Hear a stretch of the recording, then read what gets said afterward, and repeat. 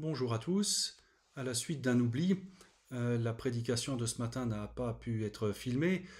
Aussi, elle va être donnée sous cette forme et mise en ligne sous cette forme. Le texte de prédication pour cet avant-dernier dimanche de l'année liturgique est tiré de l'épître de Paul aux Romains, chapitre 14, les versets 7 à 13. En effet, aucun de nous ne vit pour lui-même, et aucun ne meurt pour lui-même. Si nous vivons pour le Seigneur. Si nous mourrons pour le Seigneur. Ainsi, dans notre vie comme dans notre mort, nous appartenons au Seigneur. Car si le Christ a connu la mort, puis la vie, c'est pour devenir le Seigneur des morts et des vivants. Mais toi, pourquoi juges-tu ton frère? Et toi, pourquoi méprises-tu ton frère? Tous, en effet, nous comparaîtrons devant le tribunal de Dieu. Car il est écrit, « Aussi vrai que je vis, dit le Seigneur, tout genou fléchira devant moi, et toute langue rendra gloire à Dieu. Ainsi, chacun de nous rendra compte à Dieu pour soi-même. Cessons donc de nous juger les uns les autres. Jugez plutôt qu'il ne faut pas être pour un frère cause de chute ou de scandale. » On fait souvent des murs avec des mots, alors qu'on devrait faire des ponts. Tels sont les mots du refrain d'une chanson apprise à l'école du dimanche il y a bien longtemps. Une chanson au titre évocateur, puisqu'elle s'intitule « Les étiquettes ». La première strophe dit d'ailleurs « Chacun, c'est pas bête, fait des étiquettes qu'il colle à la tête de son voisin. Ainsi, c'est pratique, on sait tout de suite qui est sympathique et qui ne l'est point. Puis après en classe, chacun à sa place, lui c'est un gars bien, elle une fille de rien. » Cette chanson a beau avoir à peu près mon âge, je crois que tout est dit de cette tendance bien humaine à vouloir tout classer, tout ranger dans des cases, tout codifier, tout expliquer, généralement de façon définitive et sans appel. On fait souvent des murs avec des mots, alors qu'on devrait faire des ponts. Et la chose ne date pas d'hier. Nous l'avons entendu avec l'apôtre Paul, qui écrit aux chrétiens de la communauté de Rome, « Mais toi, pourquoi juges-tu ton frère? Et toi, pourquoi méprises-tu ton frère ?» Paul nous place aujourd'hui au carrefour de la foi et de la réalité. Il nous dit que notre foi n'est pas déconnectée de la réalité. Toi, pourquoi juges-tu ton frère? Et toi, pourquoi méprises-tu ton frère? La question peut se décliner autrement. Pourquoi t'ériges-tu en référence absolue? Pourquoi te fais-tu Dieu à la place de Dieu, décidant seul de ce qui est bien et mal?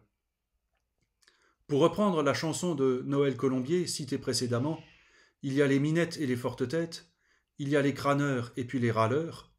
Lui c'est un plat de nouilles, elle c'est une andouille. Toi tu n'es qu'un fou, lui c'est un voyou.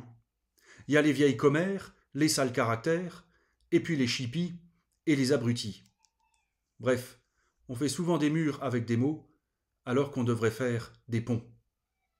C'est là que nous entendons l'urgence de l'Évangile. Lorsque Paul appelle à ne pas juger, il pose la puissance libératrice de l'Évangile.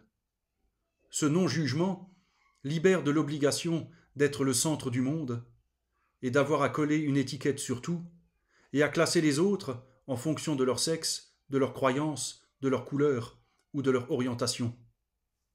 L'Évangile libère des gourous et des dictateurs, y compris des dictateurs du prêt-à-penser et des dictateurs de la mode. Et l'Évangile enlève toute valeur aux étiquettes que nous nous collons les uns aux autres.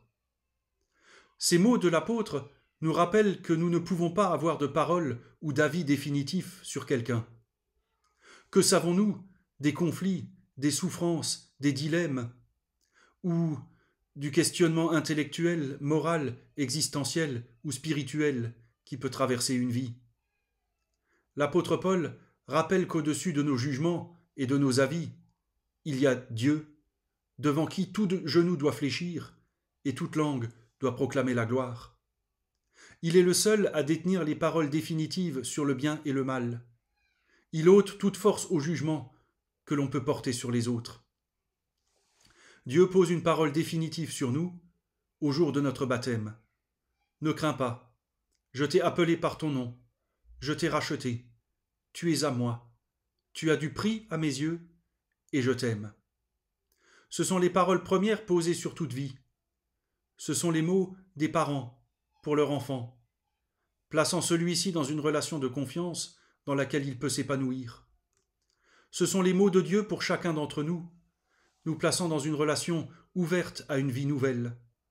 Vie dans laquelle il n'y a plus les fidèles, les infidèles, la droite, la gauche, les catholiques, les protestants, les blancs, les noirs, que sais-je encore. Dans la main de Dieu, il n'y a que des frères et des sœurs en humanité.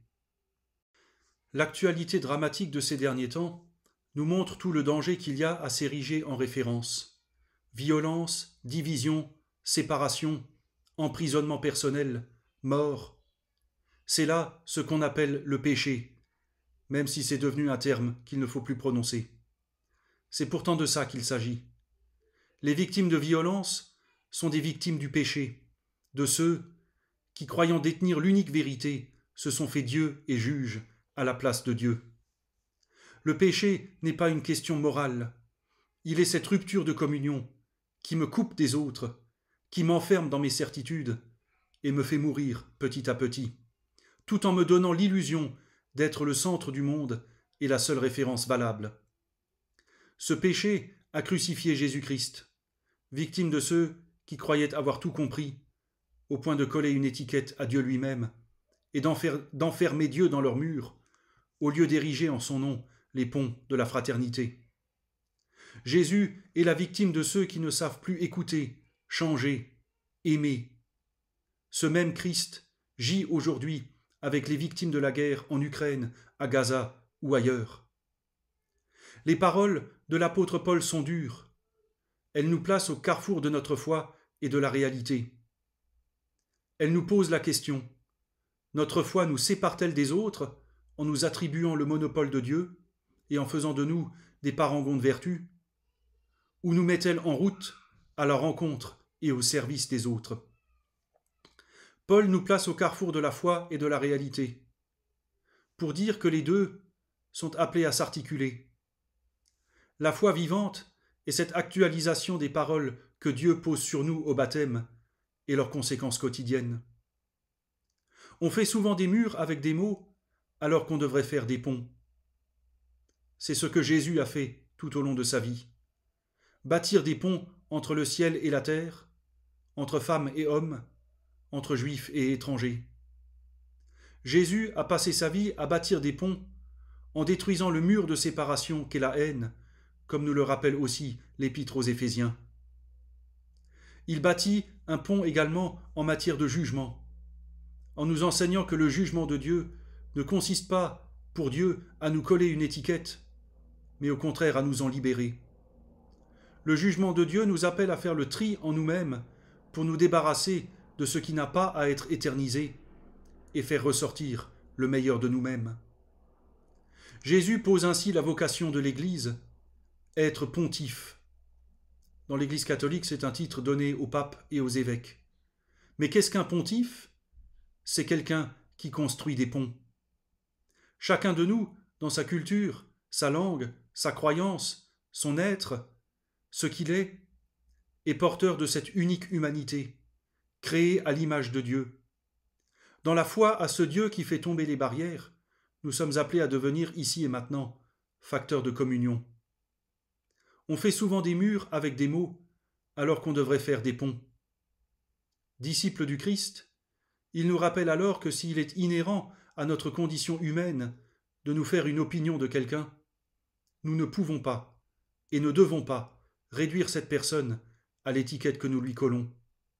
Pour voir en lui une personne créée à l'image de Dieu, capable donc d'évoluer, de progresser, et qui a besoin de notre aide, comme nous avons besoin de celle des autres, pour faire ressortir le meilleur de chacun. Ce qui faisait chanter à Noël Colombier, toutes ces étiquettes qu'on se flanque à la tête, ça fait des grands murs avec des barreaux. Mais lorsqu'on rejette ces idées toutes faites, on est délivré, on est libéré. Amen.